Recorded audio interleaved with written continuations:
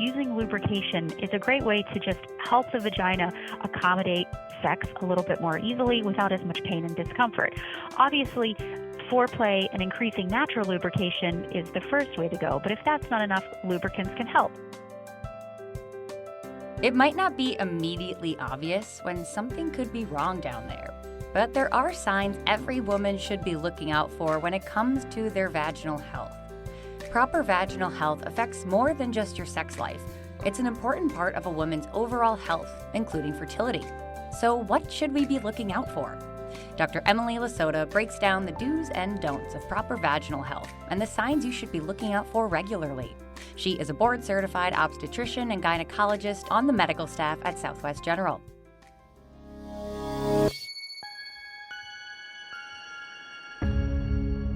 This is Southwest General Health Talk. I'm Caitlin White.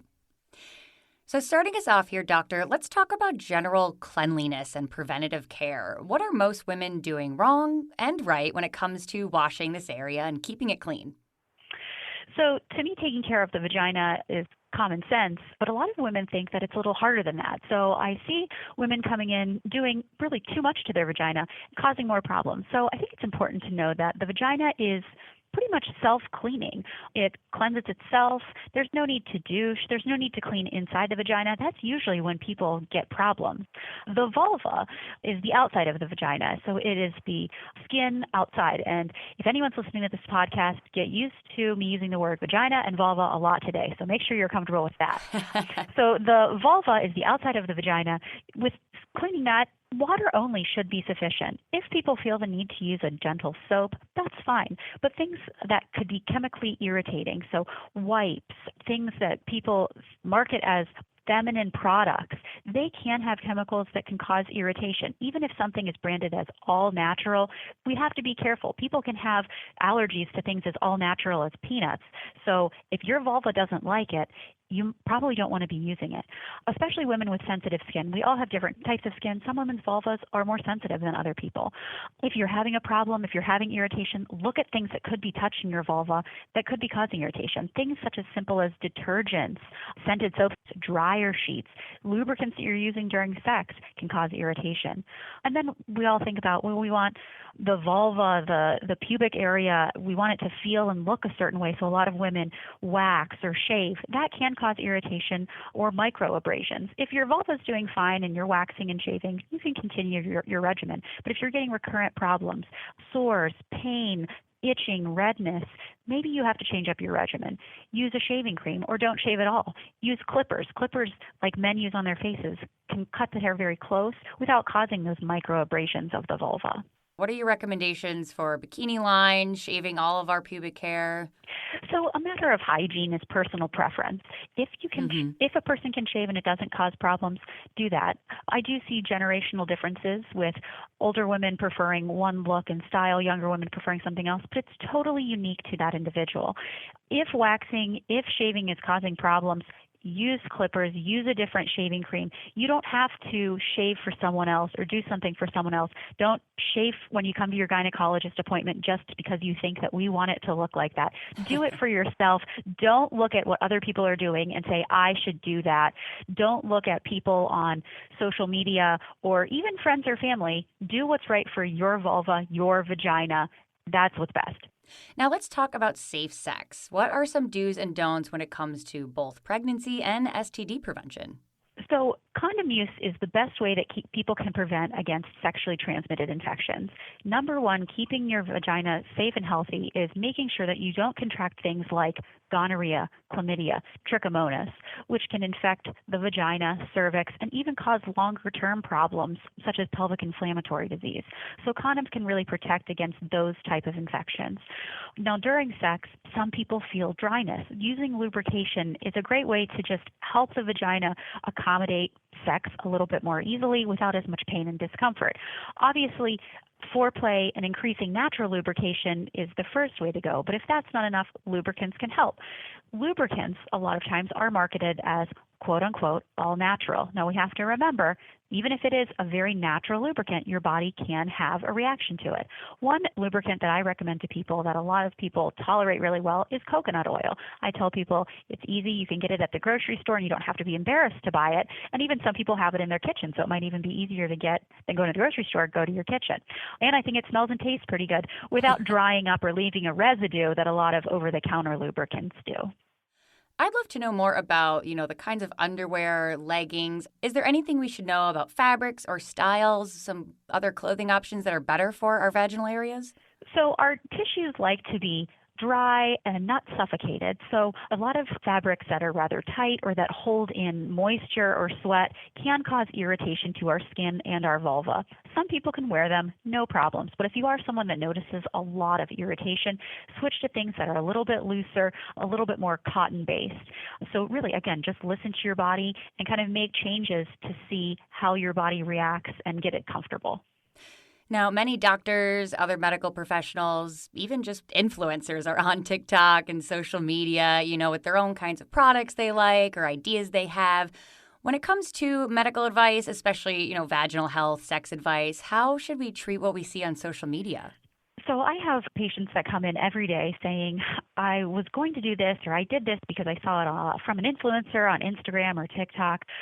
Those people are most of the time not physicians, and most of the time they're doing it for some kind of personal gain, usually monetary gain. They're advertising for some kind of product or company. There was a recent product that was from the company that makes Vagisil called OMV, which was basically a glitter wash that was marketed towards teens to get rid of something they called period funk. I think that a lot of people on TikTok and Instagram who are teens saw that and thought, oh, there must be something wrong with my body. I better use this wash so that my vagina is taken care of or my vulva doesn't smell bad. There's probably nothing wrong with their vulvas or vaginas, but it's a marketing ploy to sell a new product. So we have to be very careful what we're hearing from social media. What I say is, yeah, you can follow, bands or celebrities or whatever on Instagram, TikTok, but when it comes down to medical advice, see a gynecologist, see a doctor, talk to us.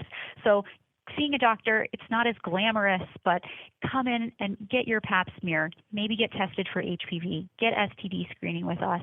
And if you're having a problem, don't necessarily go to social media for your answer. Yes, you can Google to try to get an idea of what's going on, but really an exam, there's no substitute for an exam in the office.